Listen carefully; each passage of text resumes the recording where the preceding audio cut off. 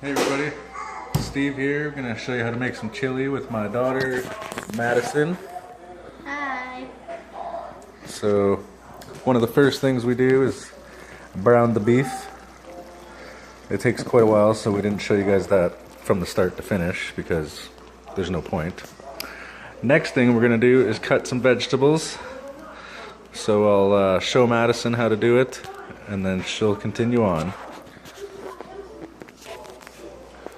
So, the first thing you do, you cut it into workable lengths, usually threes. 1, 2, 3. And then Madison, you can do that one. So, cut a strip off the edge, that way it sits flat. And then you just cut it into strips. Lie those strips down. Cut those into little strips as well.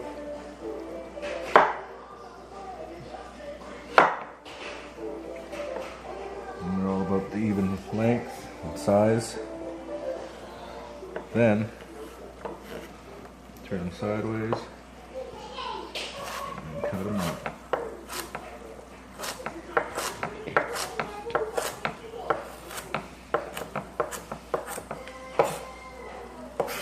Just like that. Little cubes.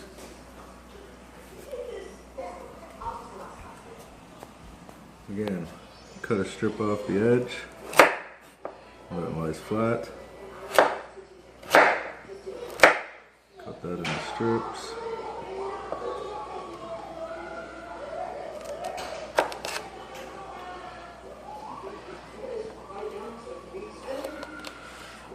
You just want to make sure everything's uniform size and shape so that it cooks evenly, and it also looks better in the chili.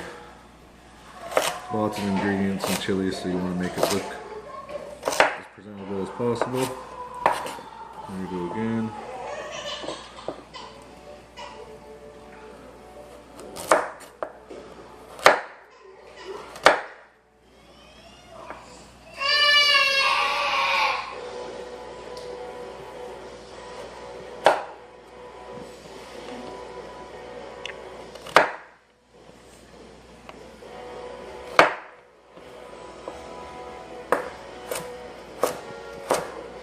Make sure you keep your fingers tucked in so that you don't cut yourself. Nobody wants to lose a finger in the chili. And that's how you do it. So now, Miss Madison will show you. Remember, watch your fingers. Cut it into 3 strips first. Yeah, carrots are a little bit hard to cut through, so you gotta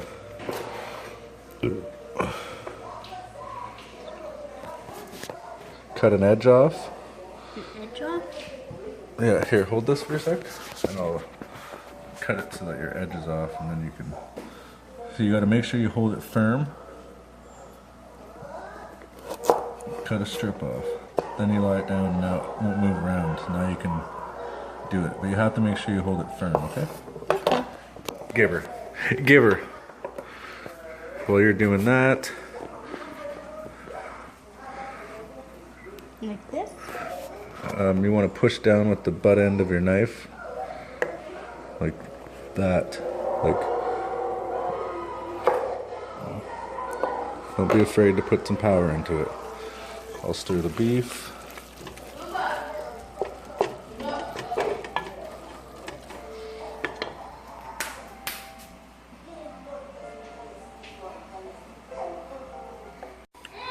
All right, do it up. This one? Yeah. Like, cut it, silly Billy. Oh, eat it. No, cut it in half first, so it's a workable strip, like I showed you. Oops. Like that? Perfect.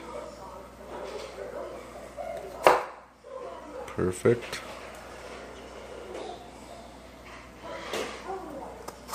Perfect.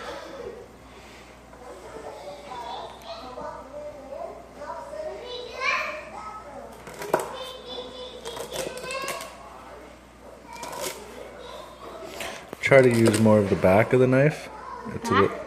yeah, so when you're cutting, you're like using the back of the knife. It's a bit better. Stronger and sharper usually.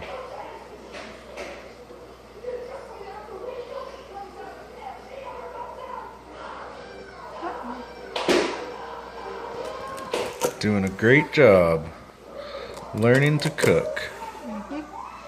Here, you want me to do the small parts because they get pretty close to your fingers? Here you go. I'll move over here so it's easier to see.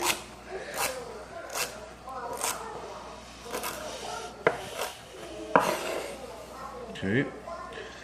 So the last ingredient in your classic mirepoix is onions, carrot, celery, onions. Cut the onion in half. If you leave what's called the head of the onion on, then it doesn't bleed as much and you won't get all teary-eyed. So that's a good trick to know for anybody that hates cutting onions.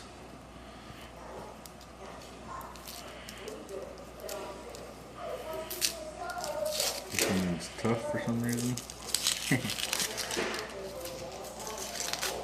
Peel the onion off.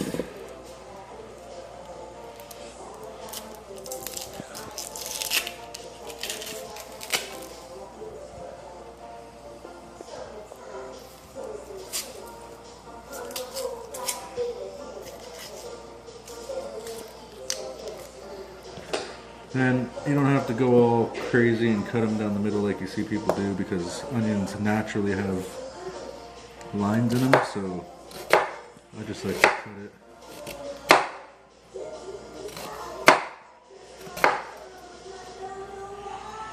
Like that.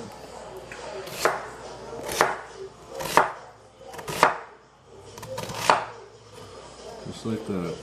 And you can see it's already broken up because there's already lines in the onions naturally, so you don't have to pretty much get a perfect ice.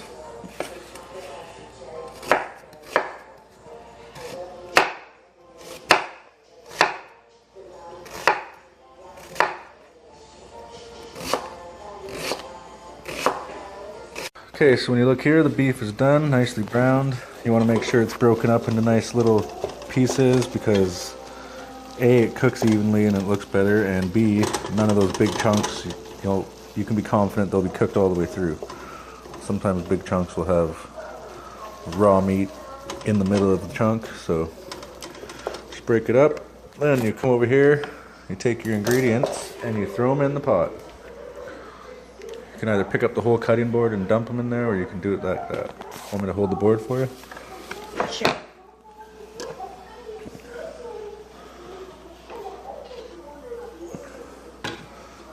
There you go. Just be careful, make sure they go in the pot. Pot. Make a mess, then we have to clean up more. Don't want that.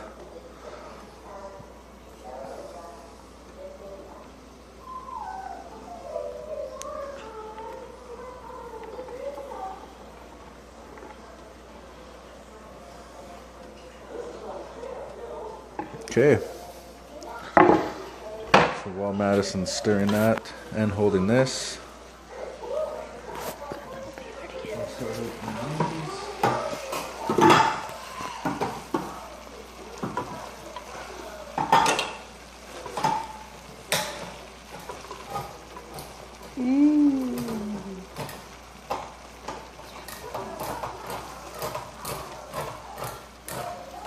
can use whatever tomatoes you want in this, but I prefer the chili kind, already diced up and spiced.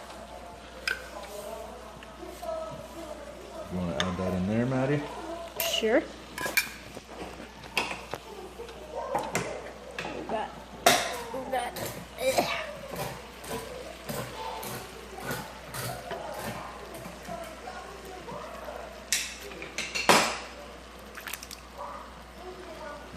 This one,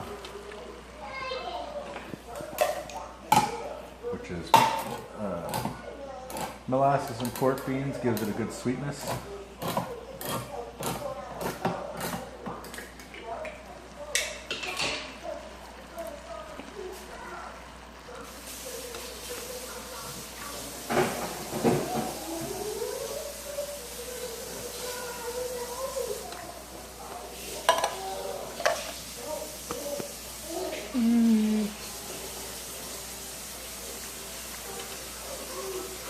So much chili. Oh god. Yeah. So hard to put. Stir and frame at the same time. Okay. Let's just put that down for a second. Might do it this way. So the chicken, the whatever beef, and all the veggies and beans. Got that stirring up? Yep. Nice. Looking good, right? Colorful. That's what chili's supposed to look like. Definitely. I'm just rinsing out beans here.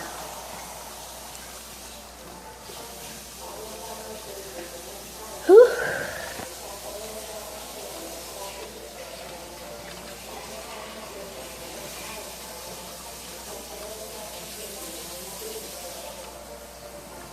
Mm-hmm. Chili.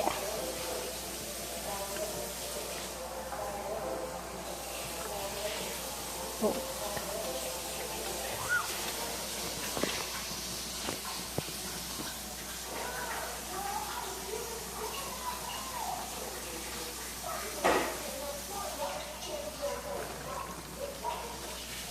All good.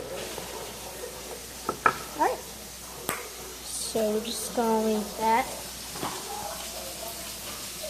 Okay, so what we have here are some black beans. Use whatever kind of beans you like. Classic is dark red kidney beans. Today we're going to use a mixture, so we already got molasses beans in there. Now we'll put some black beans in. Add some color to the mix. We'll throw some white beans in there. Beans are really healthy for you. Nice meaty flavor and texture. Give that a mix.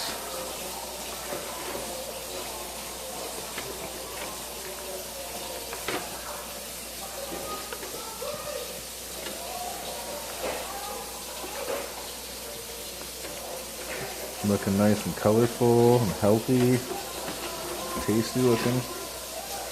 So now fill it up with some chicken stock. You can use homemade chicken stock or cubed chicken base, whatever you prefer. I just so happen to have one of these lying around, so we'll use it.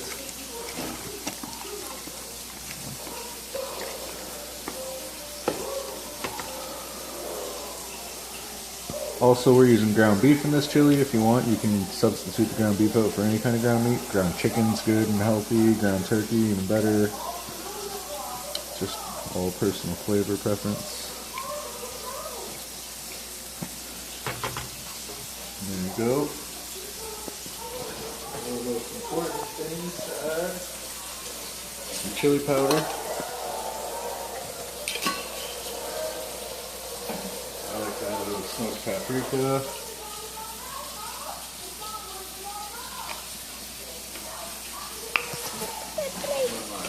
Kind of secret ingredients, it's not so secret. Brown sugar. Some brown sugar. Again, gives it some sweetness to go with the spice.